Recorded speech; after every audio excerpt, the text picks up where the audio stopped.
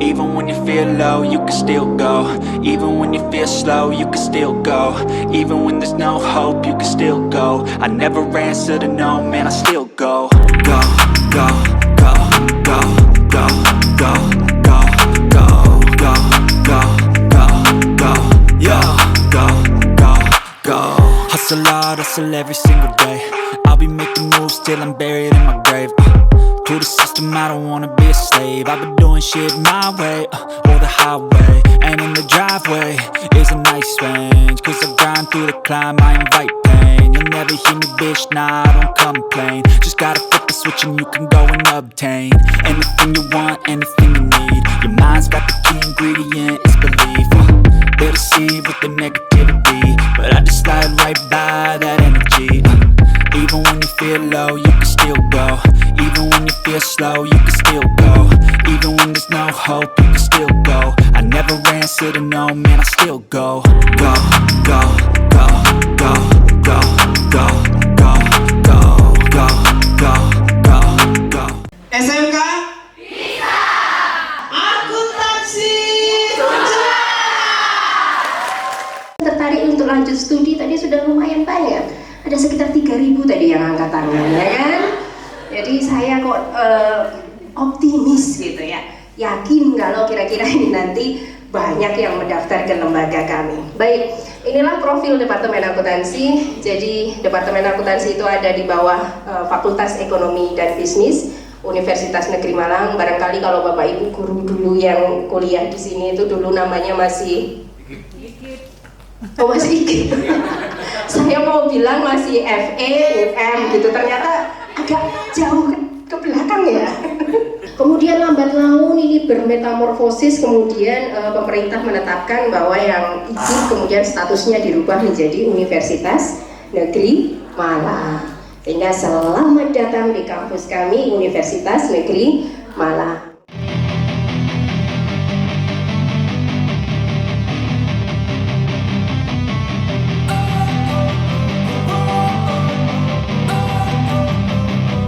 Don't wanna sleep in, cause I got something to prove. I gotta take what I hate and finally make a move. I think of you and all the shit you don't do. Well, I'ma make hella sure that I don't become you.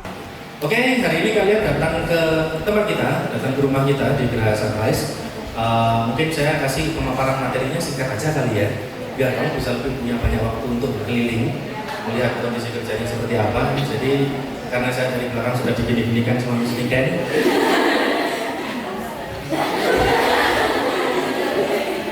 Mohon maaf, memang saya direkturnya, dia di bawah saya manajer, tapi kalau dia sudah ngomel saya nggak betah. Jadi kalau dia sudah begini, maka lebih baik saya mencari aman. Biasanya kalau kunjungan industri ini kan kamu disuruh bikin report atau review gitu kan biasanya ya. Jadi kamu tak kasih materinya langsung singkatan-singkatannya aja, langsung rangkuman-rangkuman aja. Nanti kita ngobrolnya di bawah sambil office. Office tour bisa dibagi jadi per 2 baris, ini 1, 2, 3, ada 3 kelompok office tour cukup kan?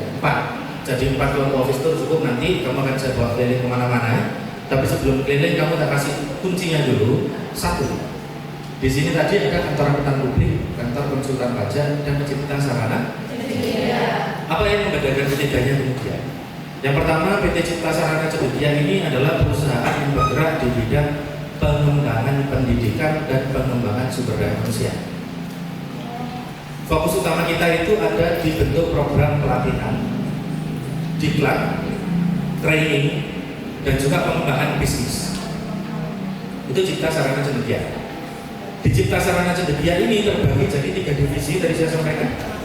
Ada divisi vokasional, high school atau divisi SMK, ada divisi short course and human resource development atau divisi SCHRD, dan ada divisi CDM atau creative and digital marketing.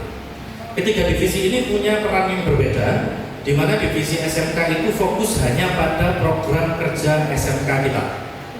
Jadi Misniken dan tim itu kerjasamanya dengan SMK di seluruh Indonesia untuk semua program kerjasama, kunjungan industri, guru magang, guru tamu, pelatihan, sertifikasi, penilaian, assessment, sampai ke pengembangan manajemen sekolah. pengembangan sistem pendidikan di sekolah dan penyusunan bahan ajar, modul ajar, semuanya dipegang sama divisi vocational high school atau divisi SMK. Termasuk pelaksanaan program PKL tadi, kelas industri dan yang lainnya, gitu ya. Bahkan kadang-kadang juga ada masuk di penjurian LKS atau Olimpiade Nasional. Itu tanggung jawabnya Miss Niken nanti. Bedanya dengan yang short course atau SCHRD, SCHRD ini selain pengembangan sumber daya manusia internalnya Cipta, SCHRD ini yang menjual produk unggulan kita, yang menjual program kerjasama kita di luar SMK. Jadi marketnya ada di perguruan tinggi, corporate, industri, dan instansi pemerintah. Jualannya apa Mister? Jualan pelatihan. Kalau core-nya itu ada di akuntansi, bisnis, manajemen, dan perpajakan.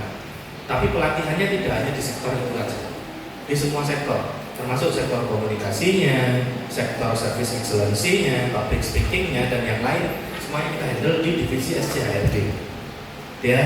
Yang ketiga ada divisi kreatif, makanya tadi sama Miss Latifah diingatkan supaya produknya mindset betulkan, rambut-rambut yang agak berantakan agak ditata sedikit, ya, ada sedikit tacap kecil lah, karena semuanya nanti akan diproses sama Mas Indra untuk masuk ke sosial media kita.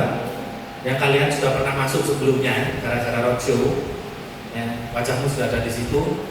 Jadi nanti yang tanggung jawab itu Mas Indra. Apakah hanya YouTube, Instagram, TikTok, Reels, dan yang lain? Enggak. Karena divisi kreatif ini fungsinya adalah di digital marketing, jadi data analis, sosial media spesialis, pengelolaan marketing baik itu secara online maupun offline marketingnya atau direct marketingnya, yang kontrol timnya Mas Indra semua. Uniknya divisinya Mas Indra ini 4 orang tadi tidak ada satupun yang jurusan marketing, teknik audio visual, desain komunikasi visual maupun multimedia. 4-empatnya jurusan akuntansi dan perpajakan. Ya, tapi kamu lihat sendiri dong, engagementnya di sosial media kayak apa, ya, exposure-nya seperti apa, kontennya kayak gimana, mereka semua yang kerjakan, dan itu organik, tidak satupun yang anorganik. Semuanya organik, followernya, subscribernya, like-nya, komennya, semuanya organik. Kita nggak beli, kita nggak hire orang untuk melakukan itu. Kita punya 3 divisi. Terus ada apa lagi tadi? Kantor akuntan publik. Kalau kantor akuntan publiknya itu kantor pusatnya ada di Jakarta. Izin prakteknya atas nama Bapak Abdul Munim Bakar. Di sini adalah semacam project office-nya. Jadi kalau Pak Doni itu punya klien di Jawa Timur, maka supervisornya akan datang dari sana untuk stay di sini dan mengambil teman-teman kita di sini untuk jadi bagian dari auditornya. Gitu. Nah yang ketiga ada kantor konsultan pajak Dr. Agus Santodo dan rekan. Itu kantor konsultan pajak kita. Ya. Nah Bapak Agus ini adalah founding father-nya sekaligus komisaris utama dari Cipta Sarana Cendekia. Jadi yang mendirikan ini 95 tahun 95 atau sekitar 16 tahun yang lalu itu Pak Agus tadi. Apa yang luar biasa dari KKP-nya Pak Agus? Kalau KKP-nya Pak Agus itu 100% ngambilnya anak SMK. Kemarin waktu saya merekrut di Wisita, Pak Agus ngambil 2 orang anak SMK juga. Sistemnya sama, kerja di sini 1 tahun kerja kamu perform, dikuliahkan sampai lulus. Lulus kuliah, diikutkan sertifikasi profesi, biar jadi konsultan pajak. Jadi yang jadi konsultan pajak di sini itu dulu semuanya murid-muridnya Pak Agus. Teman-teman saya ketika masih belajar di sini, sekarang semuanya sudah punya izin prakteknya sendiri. Nanti kalian akan saya ajak turun, akan saya ajak melihat. Apa aja urusan yang kita kerjakan di sini setiap hari? Di Cipta berarti kita fokus ke pengembangan pendidikannya. Kita jualan jasa, jualan servis, termasuk brevet pendidikan pelatihan profesi konsultan pajak, brevet ABC. Di luar itu semua program SMK. Akuntan publik berarti kita datang ke perusahaan-perusahaan untuk melakukan pemeriksaan kewajaran terhadap laporan keuangan. Yang konsultan pajak setiap bulan itu sering banget keluar kota atau klien datang ke sini untuk melakukan tax review, ya, tax compliance, tax service, tax due diligence, mengatur atau bahasanya itu adalah menata sistem perpajakan itu supaya tidak sampai kena denda atau sanksi. Jadi melaporkan sebaik-baiknya dan sebenar-benarnya, membantu memenuhi kewajiban perpajakan. Itu yang terjadi di sini setiap hari. Termasuk ada kalian datang di sini. Kalau teman-teman PKL tadi ngapain? Kalau yang reguler mereka akan dapat konstan pekerjaan dari kita. Kalau nggak ada pekerjaan, saya minta mereka untuk public speaking, saya minta mereka untuk presentasi, saya minta mereka untuk mengerjakan workshop, praktikum, dan yang lain. Yang soal praktikumnya saya ambil dari kantor konsultan. Kalau yang terpadu berarti duduknya di ruangan ini, makanya harusnya ada satu lagi SMK 12, tapi hari ini saya liburkan karena ruangannya nggak cukup ya.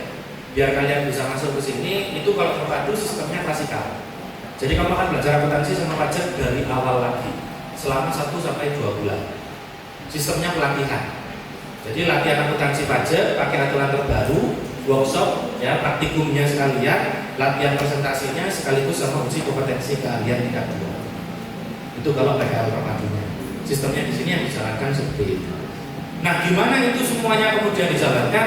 Gimana itu semuanya kemudian dilakukan di dalam perusahaan ini? Silahkan tanyakan kapan ketika office.